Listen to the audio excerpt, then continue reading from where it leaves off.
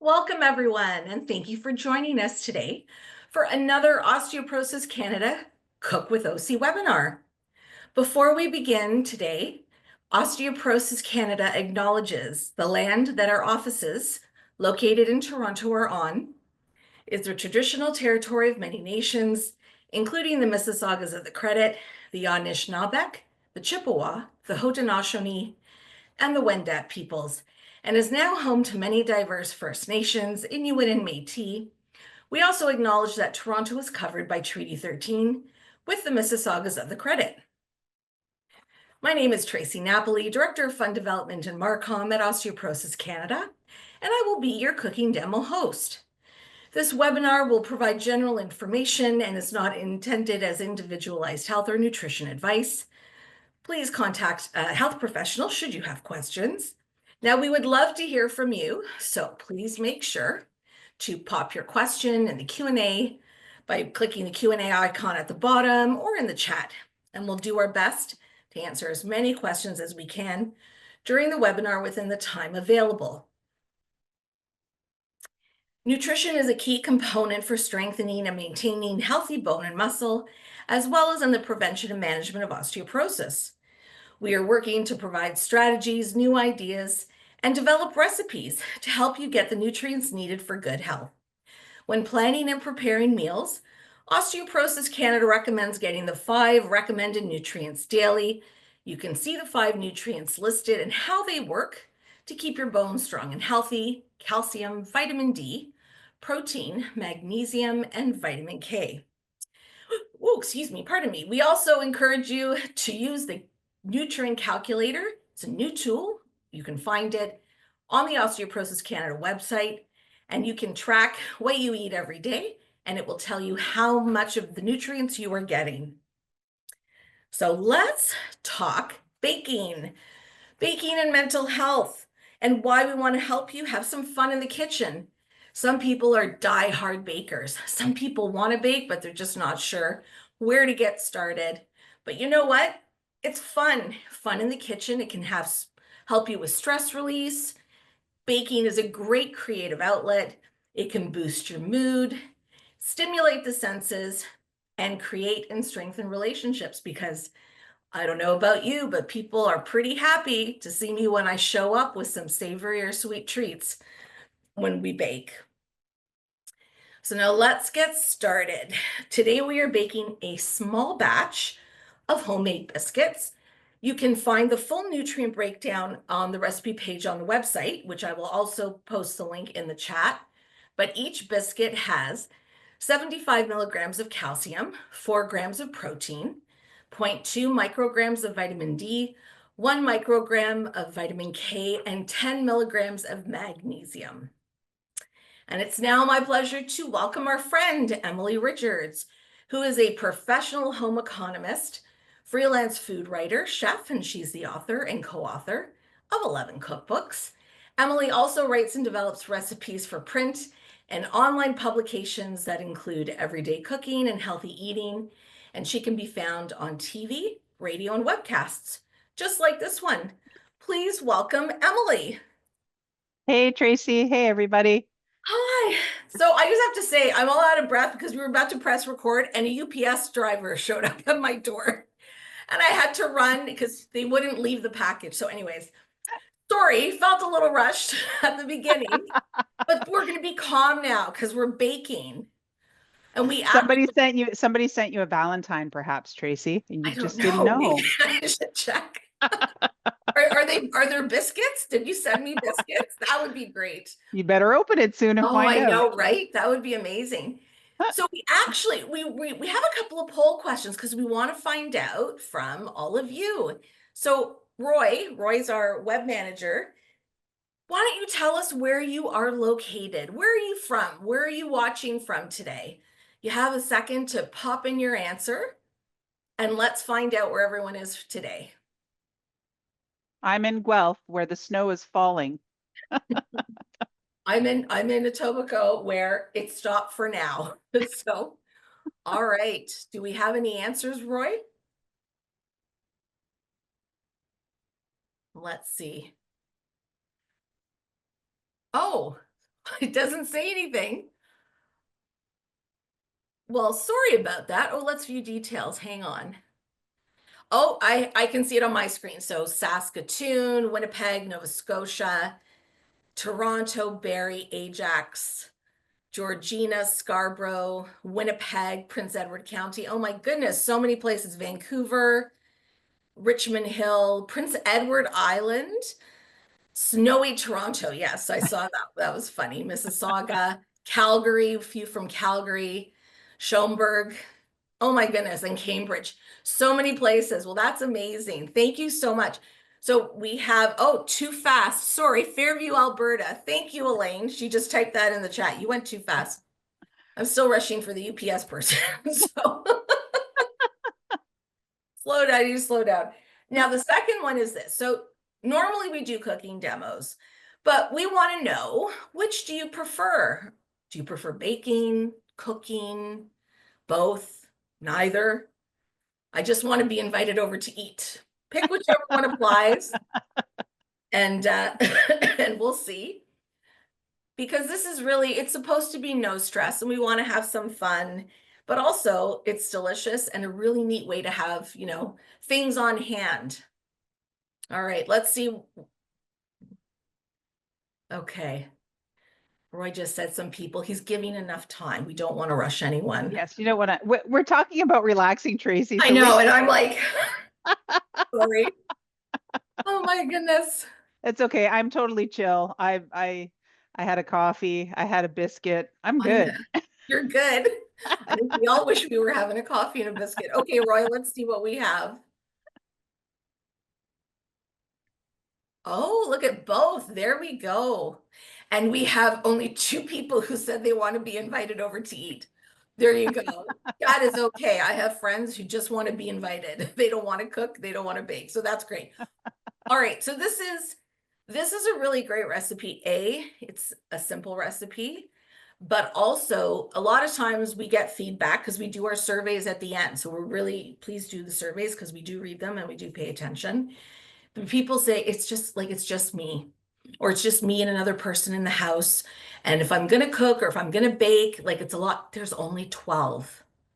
Enough to enjoy, enough to pop in the freezer, or Emily has some other ideas. So Emily, oh, sorry, before we go, if you are on at the end of the webinar, Emily, we are going to give away an apron. So A yes, clean one. a clean, yes. We have new ones at the office and we will share them with you. So we will also do that. But, this is a great opportunity to learn about homemade biscuits. And Emily, take it away. Thanks, Tracie. So I'm going to start right up front. I am not the best biscuit maker. I love making biscuits. I love eating them. I love sharing them.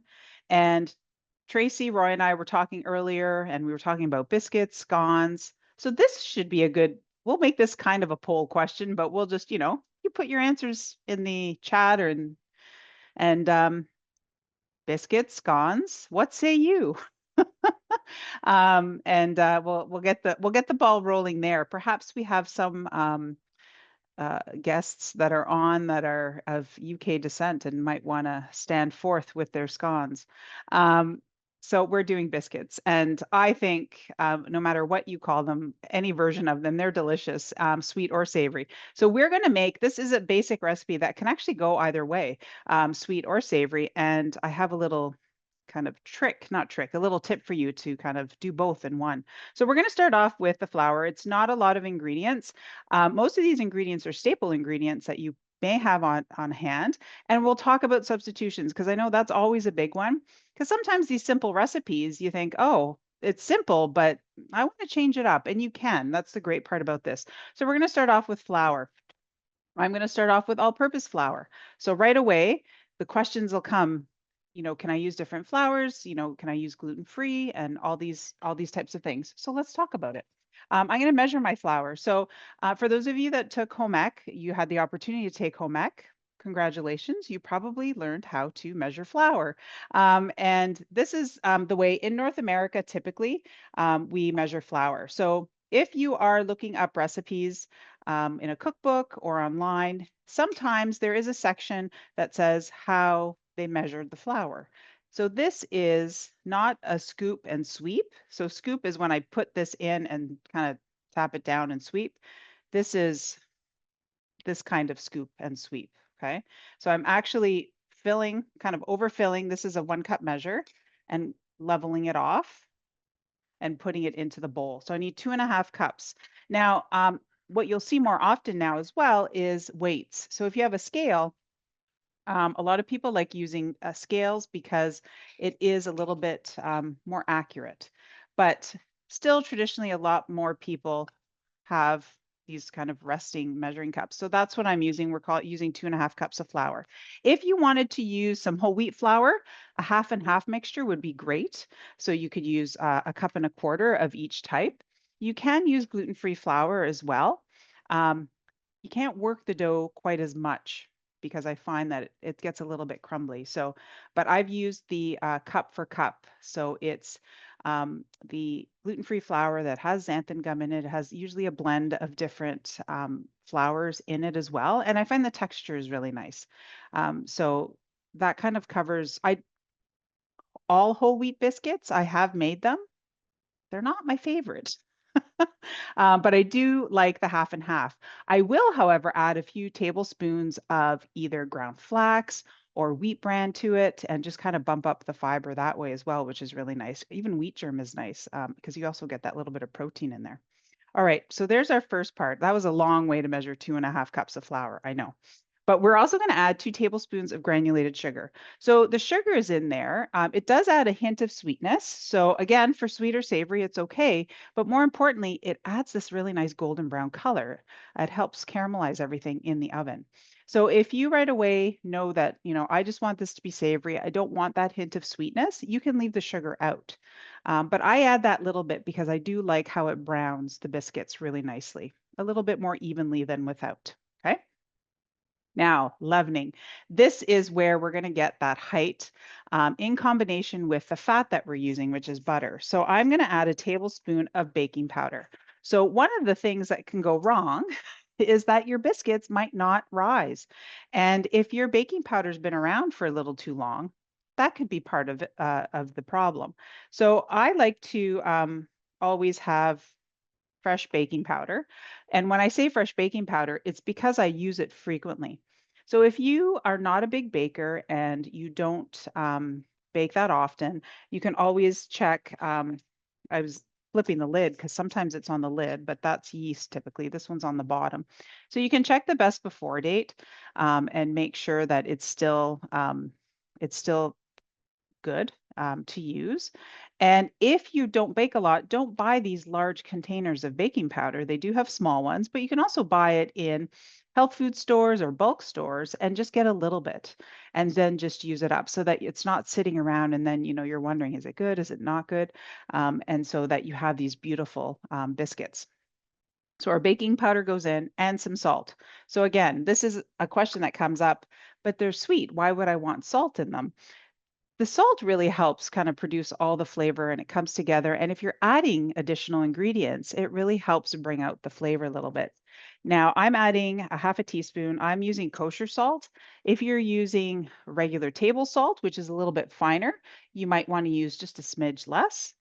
If you want to leave the salt out, again, that's totally up to you. You can, or you could use half the amount as well, quarter teaspoon, and that really still gives you a nice flavor. So I'm using my mixer, which is my hand, and just mixing all those ingredients. You can use a whisk here if you want. Now, for those of you that are not going to be doing this by hand, you can actually just do this right in your food processor and give it a pulse. Okay, so you can add all these ingredients and then pulse it in the food processor to mix it together. And then in the next step, you're just going to keep adding it. So I'm just going to set this aside for 1 second because I'm going to talk about butter because that's what we're making. We're making biscuits with butter. Traditionally, perhaps you had family members that had a can by the stove where they would pour their bacon fat or pork lard, and they would keep that and make beautiful biscuits. And maybe they still do. I love bacon fat biscuits. They're so delicious. But we're using butter for the flavor and also to give us a little bit of that height, which is really nice. You can use salted or unsalted butter in the recipe. I'm using salted butter today, so I'm still using the full amount of salt because I like the flavor of it. Again, if you're not a big baker, salted butter it lasts a little bit longer in the refrigerator because the salt helps with the preservation of that butter. But if you bake all the time and you love having that kind of decadent butter flavor, then unsalted butter is perfect. And when it's on sale, it's okay to pick up multiples. When it says limit 4 and it's on sale, you can buy 4 and put it in the freezer if you have space, because it is something that thaws and is great for baking. So you'll notice that my butter is not in the fridge. And in the recipe, it doesn't say cold butter. And that's one of the big things you'll see often in biscuit recipes or scone recipes, is that the butter should be cold. Now, the reason why I'm saying doesn't have to be cold is because we're going to be using our hands, and sometimes it can cause that cold butter is really, really hard to mix in with the flour. So having it really cold or frozen can be very difficult.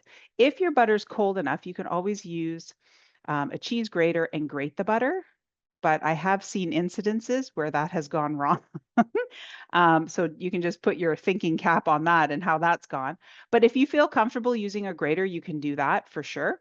But I like just leaving the butter out for a bit. So I grabbed the butter before we got started and just kind of let it um, sit here at room temperature. It's still cold. Okay, but now I'm just going to cut it. I'm just using a little paring knife to cut it. This is 3/4 of a cup of butter. So in 1 pound of butter, you'll get 2 cups. Okay, so I always like to take my pound of butter and divide it into 4, because that's 4 half cups. And then it's easy to get that 3/4 cup there. So I'm just making these into little squares. Okay, they don't have to be all the same size. You don't have to spend a lot of time with this, um, but that's all you need to do. And then I'm going to bring this back down here and get my butter in. Okay. Now in the recipe, it says you can use a pastry blender, your fingers. I remember uh, there's a lot of older recipes that say using 2 knives, and that never worked for me. But this is a pastry blender, okay? So it can have flatter sides, almost like knives at the end. This is a rounded pastry blender, and all you do is kind of take it into the flour and butter and move it around, okay?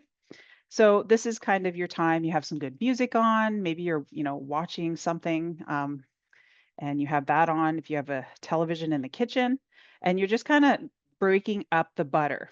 Okay. And then just kind of clean it off a little bit here. You can use a knife or a fork for this process, but if you have this in the food processor, you're going to add your little bits of butter and then pulse it. Now, I'm very much a hands-on person. So what I do is I take the butter and I just kind of rub it into the flour mixture. So if you see, it's my thumbs and my index finger there that is doing most of the work. And I'm just kind of breaking it up so that the butter gets into the flour, into smaller pieces. This is where um, you can leave the pieces a little bit larger. You can leave it a little bit smaller. It's really up to you. And what ends up happening is that those little pockets of butter, when they get hit with the heat of the oven, they kind of puff up and give you that beautiful texture in a biscuit. So they don't have to be all the same size. Sometimes you'll see references like coarse crumbs or pea-sized pieces or oatmeal-sized pieces. Trying to get it somewhat uniform really helps, because then the dough comes together really nicely.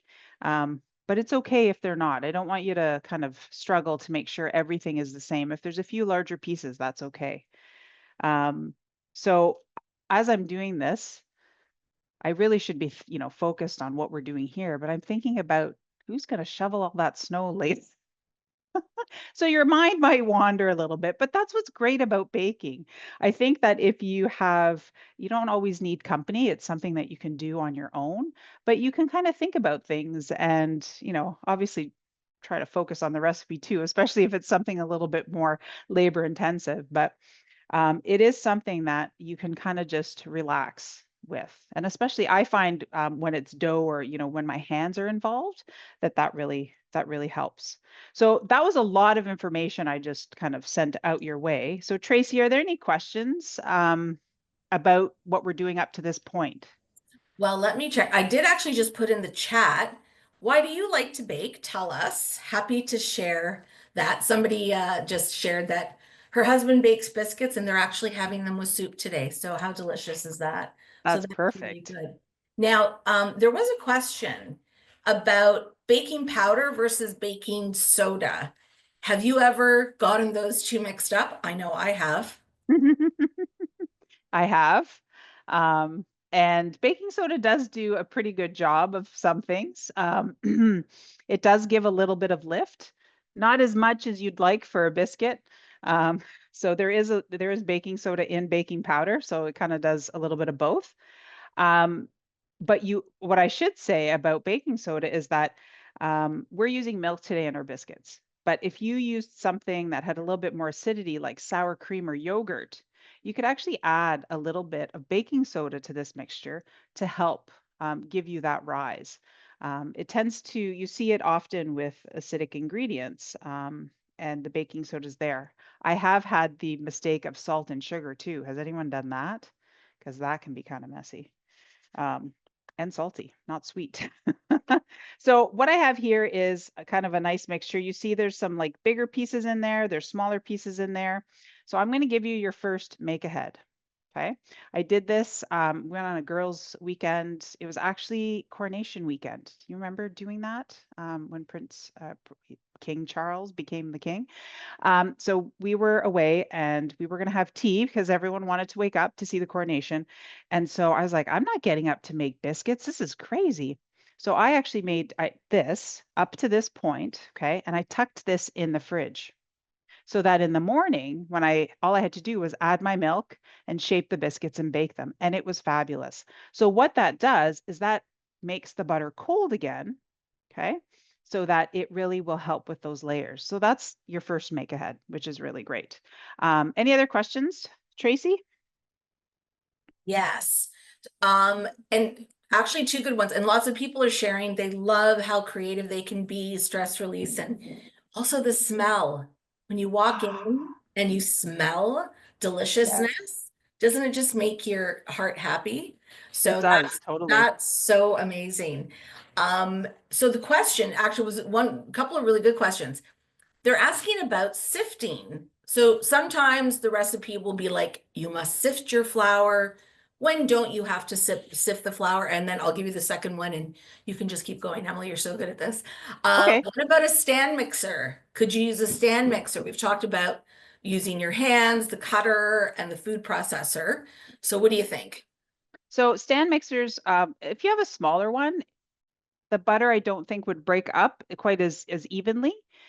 Larger stand mixers, I think there's not enough flour in here to kind of give you the texture that you're looking for.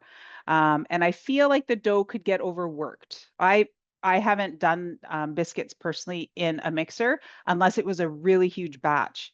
And then I added the butter in very small bits to it. So I would cut the butter smaller if I was putting it into a stand mixer for sure. When it comes to what else was I taught? Oh my God, I just completely went blank, Tracie. Which the second part of the sifting or the stand mixer? The sifting, thank you. I was Sifting. like, it was another S. I We're knew it was here a to help stand each other mixer. today, Emily. I That's what know. we'll do. Go ahead. So with sifting, if you have an older recipe, a lot of older recipes sifted the flour. They sifted the flour. One of the main reasons was because of the bugs in the flour. Okay. So if you're worried about bugs, then definitely sift your flour. I'm talking all purpose here right now. Okay. You can sift the flour, or if you haven't used your flour in a while and you go to look at it and it kind of looks a little bit clumpy, you can sift the flour. I use my flour container consistently, so I don't have that problem. Whole wheat flour, if you sift it, you're going to lose a lot of the reason why you bought the whole wheat flour was because that the brand's in there. So you don't want to sift whole wheat flour. The flour that you typically sift is cake and pastry flour, because it does clump up. It's a lighter, softer flour, so it does tend to clump, and sifting it helps kind of loosen up those clumps. So you can use cake and pastry flour or bread flour in this recipe as well. You'll get a slightly lighter biscuit as well. And then that's when I would sift my flour. But for all-purpose flour, typically, I don't sift it. But there's nothing wrong if you want to sift it, by all means. I find that it's like another step that makes a big mess, a big mess oftentimes. But if you're going to do it right in the bowl when you're getting started, that makes it okay. But the other thing you have to think about is if your older recipe says sifted flour or flour sifted, because that's actually different. If you sift the flour, it's a lighter, airier flour, so it measures slightly different than the flour that you sift afterwards. I hope that made sense. Okay. I took the milk out of the fridge, so that's cold, because that, again, we can kind of harness that cold texture in our biscuit by adding the cold milk. And I'm just using regular 2% milk. I have made it with skim milk. I've made it with whole milk. If you want to make them a little bit more decadent, you can use a light cream. So a coffee cream would work, and you could use whipping cream if you wanted to as well. What you'll notice is if you use those higher fat creams, you will need less just because you're adding additional fat to the biscuit. So you don't need as much liquid in it. And if all else fails, you could always use water. If you're out camping and you forgot to bring the milk with you, you can use water to make the biscuits as well. Okay, so I'm going to start drizzling in my milk.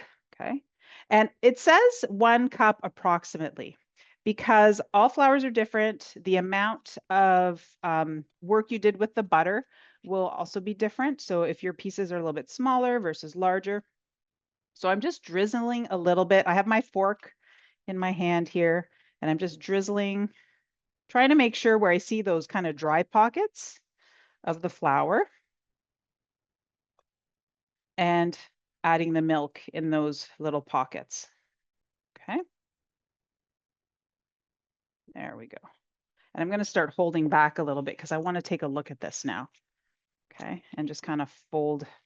So you can, if you take a look down here, it still looks pretty floury. I'm going to add just a little bit more down here. I probably have about 2 tablespoons left in my measuring cup right now. So this is where I'm going to start getting my hands involved. So in the food processor, I would be drizzling my milk in and just pulsing it in till the dough just starts to come together. Okay. If you do it too quickly and it comes into a ball, that's okay. It just overworks the dough a little bit. So if you can get it just as it's about to get into a ball shape, that's okay. And then you can pull it out. So I'm just going to clean off my fork, and then I'm going to start gathering my dough here a little bit just to see how much of it sticks together. You can, of course, turn this out onto your work surface and kind of knead it, but I'm really not kneading it. I'm kind of just gathering the dough here a little bit to bring it together. And it's mainly coming together. If it was still a little bit floury down here, I would add just a smidge more milk to bring it together. Okay. But this is basically what we're looking for. It's a little bit ragged. Okay, like that. I'll bring it up here and so that you can see it a little bit better. So it's kind of ragged, but it's still holding its shape. If I open it up, you can kind of see the texture of it there. Okay, almost looks like cauliflower right now. And what I'm going to do is I'm going to divide this in half. Tracie told you that this makes 12 biscuits, but let's say you're just 1 or 2 at home and you know already that if you made 12 biscuits, those 12 biscuits would get eaten. Or maybe you just don't know. Do you want to have sweet? Do you want to have savory? Well, let's just make both. Okay. So I'm just taking half the dough, putting half in here in this second bowl. And you don't even have to put it in a bowl. You could just do it right on the counter. And we're going to make a sweet and savory. Sound good? So I'm going to take some cranberries. These are dried cranberries, by the way. So if you're going to add it to the full amount, you need about half a cup. If you're going to do half, like I'm doing, 1/4 cup is good. And then we're going to make a savory version. We're going to get a little bit more calcium in there. And I'm going to add some cheddar cheese. And I'm going to save some cheese for the top. Okay. And then I'm just going to kind of mix that in a little bit there. All right. Any more questions, Tracie? Yes, and you know what? That just, my goodness, that looks so good. So if someone has a milk allergy and they can't use butter and they don't want to use lard, could they use a liquid fat like olive oil? Yes. You Okay. can use, so here's where, because of the amount when you're using a liquid fat versus a firm fat, the amounts change a little bit. So, and the flavor is, it again, is where it's going to come through. So butter has a bigger flavor, so that is going to come through.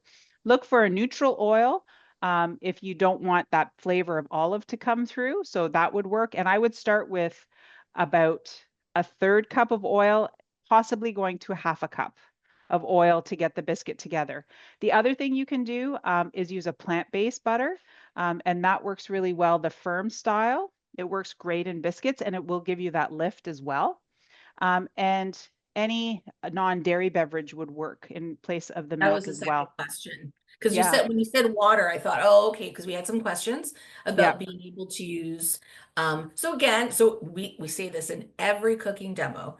We set up the recipes, and that's the nutrient breakdown. So once you start, switching things up. Now, I will say this, the biscuits, it's a very small amount, but it's not, it's part of your day, part of your week, what you're going to consume. If you like the flavor of, somebody just asked about coconut oil, same thing, right? Would you yeah. say like it's So really, with the one thing with coconut oil is that you can actually use it firm, oh, right? right. Because it Yes. is a fat that is solid. Yeah. But remember that flavor will come through. Yeah. So that is a stronger flavored fat. So if you're serving it to guests that are not always fan of coconut, you may want to pull more towards the neutral liquid fats. Or maybe make a toasted coconut biscuit. Yeah, hello, that would be delicious. I would like that. That would And be, then serve it with, oh, and then serve it with some roasted pineapple and a little whipped cream and call it a pina colada toasted biscuit. the ideas are just flowing. Look at, oh, somebody just said, you just answered me. So yeah, so if you want to use like almond beverage or anything that's fortified, a lot of the time, especially today, they are fortified with calcium. Some are also fortified with protein. So if you do that swap out, on the recipe page, if you scroll after the preparation, you will see that we offered two tips. So one with fruit and one with cheddar, right, Emily? Because you're looking Yes, at her, I can tell. I'm looking at it right Emily now. printed it out. She's not Fruited like biscuits, just, cheese biscuits. there you go. So you can definitely do it. Somebody did ask though, like, but I mean, you can tell Emily didn't really overwork it. Like when you add the cranberries or the cheddar after, are you overworking it? Emily's not like kneading it. Like people are thinking they're kneading bread dough. She's just kind of folding it Yeah, in. it really, and you can almost kind of just squeeze it in there. If I'm doing the whole batch, add your fruit or cheese before you add the milk. It comes together a little bit easier. But if you want to do something like this, you can kind of just manipulate it lightly, and that's actually technically your kneading process because you're putting it in with the fruit. So you're kind of kneading it there. So this isn't a true knead where I'm taking it out and kneading it like I would bread dough because we're trying to build gluten when we're doing that type of thing. Here, we don't want to do that. We want to help kind of keep everything cold, so not keep our hot hands on it, so that we build a little bit height and flakiness in it. Great. There are a couple more questions, but you know what? Let's keep going. We want to pop Okay. these and get these in the oven, and then I'll save them. Okay. Here we So go. all I did here is I took that mixture. This is the cranberry, and I use dried cranberries. You could use dried apricots. Any raisins would be really nice in here too.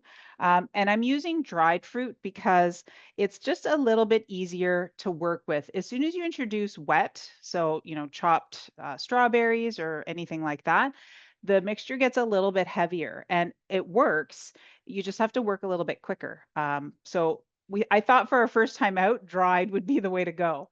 And it is really quite lovely to have them. Currants is a great addition to biscuits. So I just sprinkled a little flour there.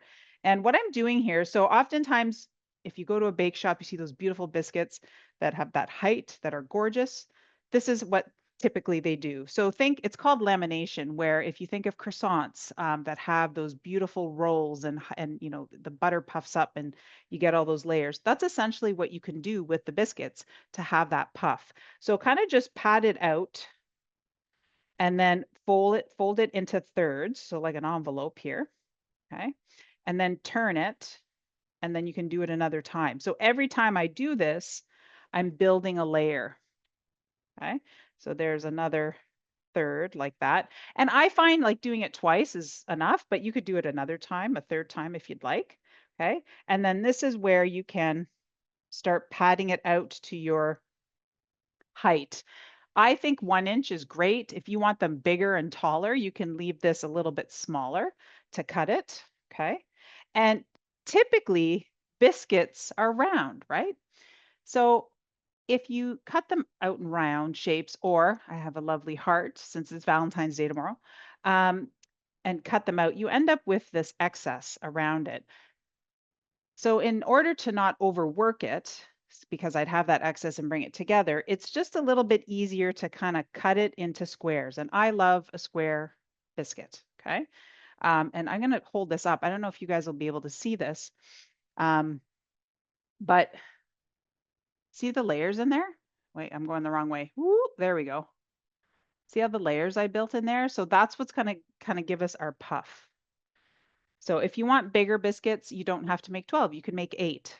So I'm gonna make some larger biscuits here, okay? That changes, you know, a little bit more calcium. And then I'm gonna put them onto my baking sheet that I have here with some parchment paper. I'll bring it over to show you in a second. So we'll do the same thing with the cheddar, okay? And we'll push it down. Okay, and if this is a little too much work for your hands, you can use a rolling pin, okay? But you can see it's not, I'm not looking to make anything perfect. This is the fold again, so I'm doing that fold, pressing it out,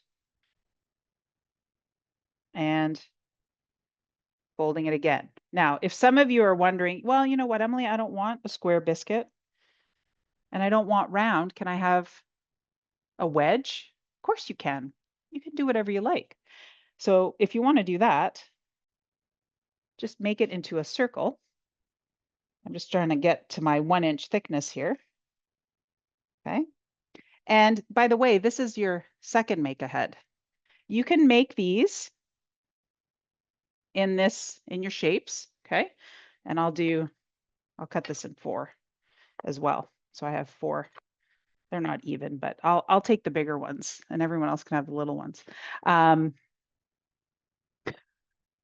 What was I saying? Your make ahead. Oh my goodness. It's almost like it's Friday. So this is your make ahead. You're going to take these biscuits, okay, and freeze them. When they're solid, you can put them in an airtight container or a zip top bag, something like that, and then just keep them frozen till you need them. And guess what? You don't have to bake them all. You can bake 1 off, you can bake 2, you're having some friends over, you can bake 4, okay? So there's lots of options for you. Remember that little bit of milk that I left behind? We're going to use it to brush on top of our biscuits. And remember I saved some of that cheese? Oh yeah, we're going to put some of that cheese on top of our cheese biscuits as well. Okay. Now, we didn't talk about spices. So if you wanted to add some spices, you definitely can. If for the sweet version, you wanted to add a little bit of cinnamon or cardamom, that would be delicious. Nutmeg is always a favorite. For the savory, let's say you want to serve this with some chili, add some chili powder in here, or chop up a little bit of jalapeno pepper and sprinkle some of that inside. Okay, and that'll give you a little bit of spice to it. So I'm going to pop these in the oven. And I am going to wash my hands, Tracie. So if there's any questions, now would be Oh, great. people have so many, except I'm going to read this comment first. So Nancy says, Happy Valentine's Day, all. I like this gift instead of chocolate. So yes, so there you go. Ah, You don't make biscuits if you don't want chocolate. There you go. So a couple of good questions. Somebody asked, so when you freeze them, you don't thaw them and then bake, right? You put them in correct. frozen. You put them in frozen. And because I'm not baking them at 425, so often I will bake biscuits and scones at 425 so that they puff up and they are beautiful. Because this is at 400, it's a little bit lower. So baking them from frozen totally works. If you're worried, let's say you made really big scones, drop the temperature a little bit more to 375 and let them bake a little bit longer because they do have to bake through. You don't want them to be gummy inside. So, and that's what I love about these kind of smaller batch recipes is that you you can make 12 great size biscuits and let them go the distance, or you can make them a little bit larger and enjoy them as a little bit more of a decadent treat. You could have it as a snack. Um, you could have it again, sweet or savory. As I said, I love it with chili and soups. As someone said, they're having it with soup. Biscuits go with so many things, and you can dress them up or dress them down. And the fact that you can make them ahead makes them very versatile. Absolutely.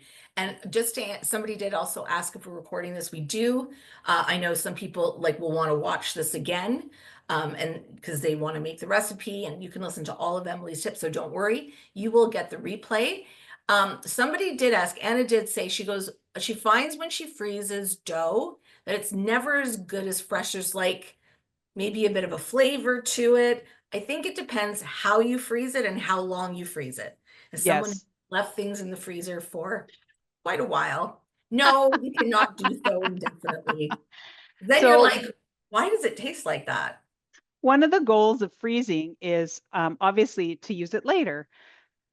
Anytime I recommend freezing, I like to err on the side of less time because most often people forget about it or they're like, she said 2 weeks, 2 months is fine.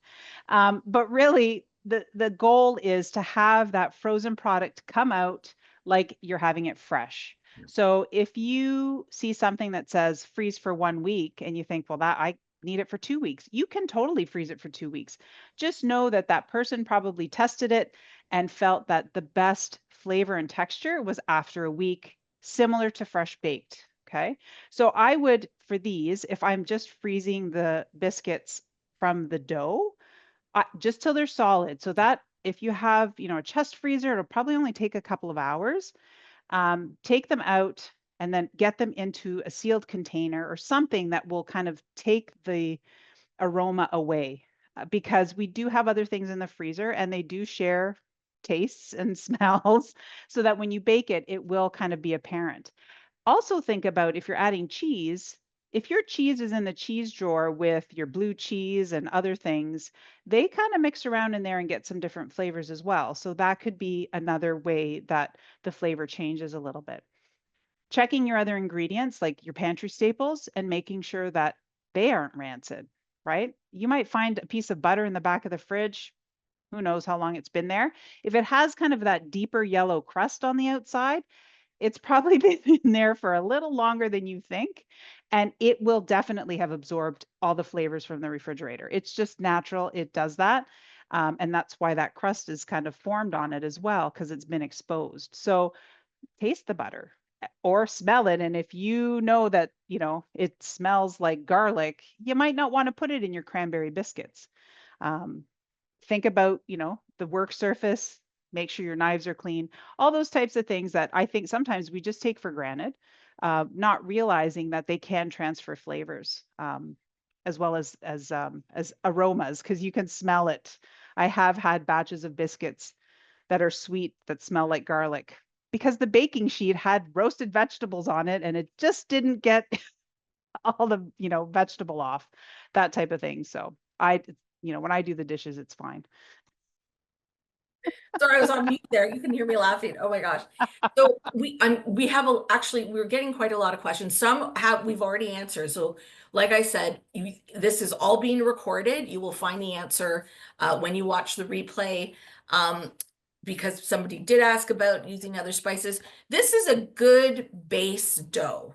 So everything that Emily shared, and then anything that you may come up with and think, wow, I would really like to make this kind of biscuit. I think if you make the one just as is, as we've done it, you get comfortable with it. And then you kind of start experimenting with what you would like. Now, the other part of that is if you make the biscuits the way we're making today, as Emily cut some strawberries, you're also being able to add flavors with however you're going to serve them. I mean, sometimes people just want to make a cup of tea, a hot chocolate, a latte, whatever it is.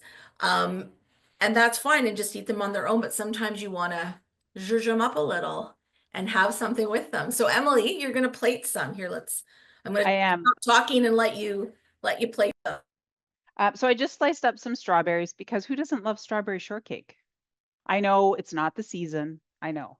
You can thaw some frozen strawberries. You can thaw any frozen fruit and make it a fruit shortcake, and use your biscuits. So I've already baked some ahead. These are plain. I didn't put anything in these ones, but you can kind of see those layers that I was talking about, from the folding. I'll just bring that up. So you kind of see there. And that's just how the butter the water evaporates, the fat stays, and you get these lovely little layers. So what you can do is serve this up as a little bit of a shortcake. So you get that nice kind of crunch on the outside, okay? And then you have that beautiful crumb on the inside. And it doesn't have to be like loaded with, ice cream or whipped cream. You could do a morning version, right? So if you are thinking about some family members or loved ones that you might want to make something a little special for them for breakfast or brunch, I'm going to get some vanilla Greek yogurt. You could use plain yogurt, Greek yogurt, because guess what? We're bumping up our calcium there and we're adding some protein to it, which is kind of nice. Little extra special. Okay. And I'm going to spoon some of this on there like that, and then put some of these strawberries. And these strawberries actually do have some great flavor to them. In Ontario, there's some beautiful greenhouse strawberries that you can get year round, which are fabulous. And then I'll just put that little guy on top. Okay. And then we'll put another little dollop on here. And then we'll put some more strawberries on. But you could do this with, other berries if you want, like that. And the great part is with these biscuits is that if you wanted to do this kind of ahead, as the yogurt sits on the biscuit itself, it softens a little bit, almost becomes a little bit cake-like. And then it's easier to kind of break into. And now often when I make biscuits, I want them kind of warm out of the oven with a little bit of extra butter, a little bit of strawberry jam, and enjoy them that way. But because it's Valentine's Day tomorrow, Tracie, I do have some chocolate. I needed it for something else, and it's still Oh warm my on my gosh. Let's take a on look. my on my Because we're into not wasting food, and because she had another little cooking, Emily does other stuff. She's not just with us. So she did that. Roy, let's get an overhead of that shot. My goodness, that looks good. And there's and I'm yogurt gonna in it. garnish it with a little bit of a chocolate covered strawberry. Because sometimes you just need to do it all. Just a little bit. Just a little bit. It's That looks a little delicious. bit And special. we should treat ourselves well. And like I said, it's just that I think looks you can kind of, lovely.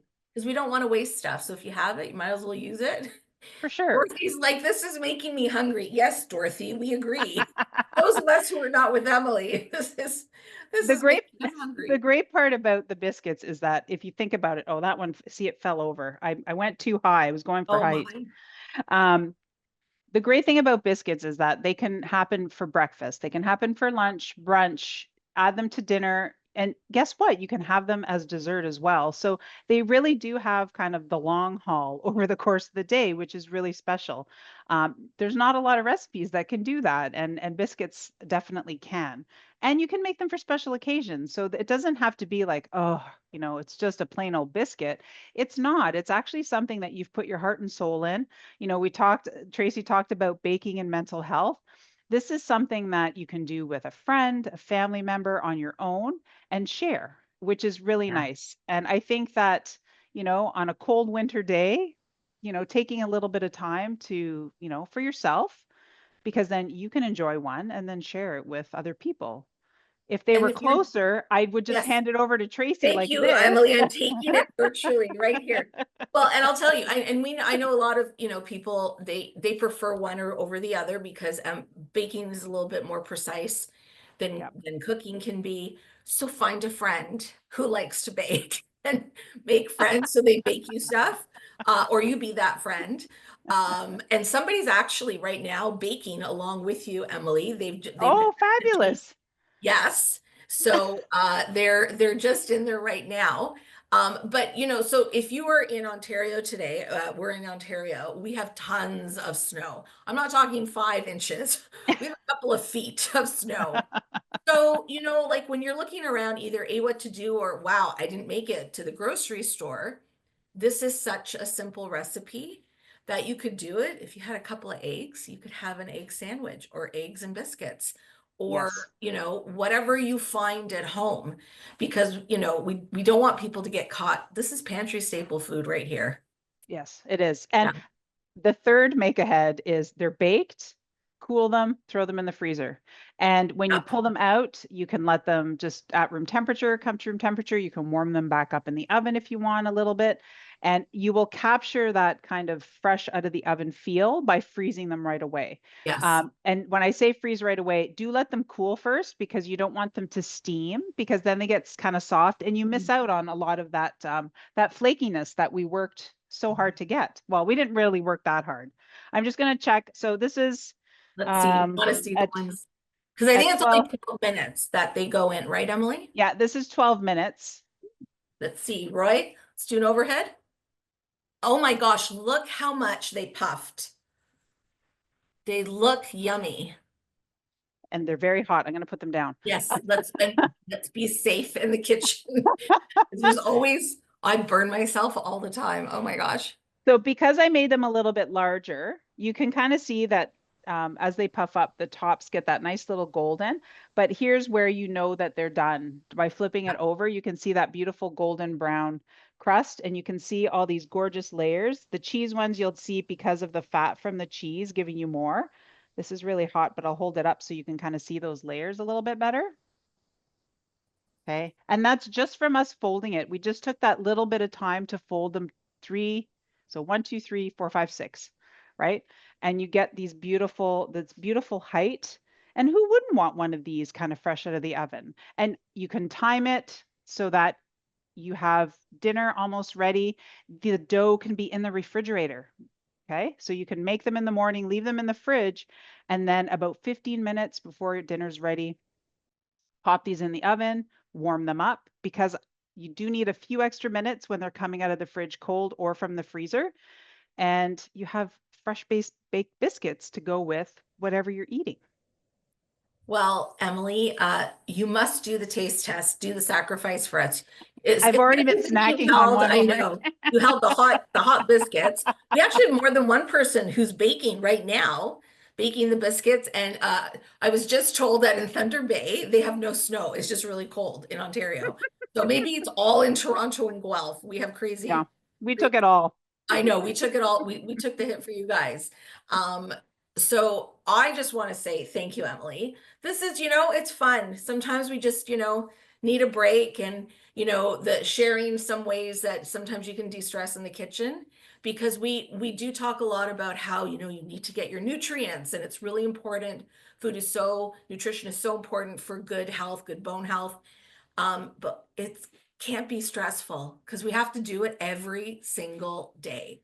So we And then really, you get to eat it. That's and the then you get to great eat part. it. Like it's something where if you're not enjoying it, why are you doing it? Emily, how is that? I caught you taking a bite as soon as I said that. So clearly there is enjoyment. So that's good. Mhm. So I am also going to, you are welcome. So many thank yous. Oh, you are welcome. And you know what? We have new recipes. We have new ones and we're making other ones. Oh, Dale just finished baking in Stratford and some other people, theirs are still in the oven. So you know who won the apron? Mary McPhee from Charlottetown, PEI. Nice. Congratulations from Charlottetown, Prince Edward Island. Mary, I will email you and we will get everything sorted out. I'm just going to share my screen because we want to share some other things that we've got going on. So as I said, we do have some new recipes. There's also actually Emily did another scone recipe. This is biscuit, but it's a cheddar herb scone. So it is on the website along with everything else that we've got. And we have actually a webinar coming up. Eat Well on a Budget. Emily's going to host this for us February 27th. This is going to be a webinar to talk about how we can make choices in the kitchen and in the grocery store to help with costs for groceries that continue to increase, but we still need to find ways to get the nutrients we need. There will be a whole bunch of different kind of tips and strategies. So you can register for that. If you live in Winnipeg, we are doing an in-person event. Advanced tickets only. You can get online and tickets are only $10. It's going to be a really great event. So please join us in March there. And we do have another webinar. It's coming soon. It will be on the website within a day or so. Protein and fragility, what you need to know. So that's Tuesday, March 4th. So please join us for that. Again, please use a nutrient calculator. Check it out. Let us know what you think. OC Replay, this along with other webinars we record, available. Scroll through. There's so many other webinars that we've done in cooking demos. We have our podcast, all free of charge. You can just get on there and listen to some past on the website or on, iTunes, wherever you get your podcasts from. And thank you. Thank you, Emily. Thanks for another great one. Thank you to everyone for joining us today. We had so much fun with you. If you don't get the newsletter, please subscribe. You can do it on the homepage of the website. If you can, also fill out the survey. It does help us. We want to hear from you. You can follow us on Instagram and Facebook. Keep well. I hope keep warm. And happy cooking, happy baking. And we're going to see you all soon. Take care, everyone. Thank Bye. you. Thanks, Tracie. Thanks, Bye, everybody. Emily. Bye, everyone. Thanks, Roy.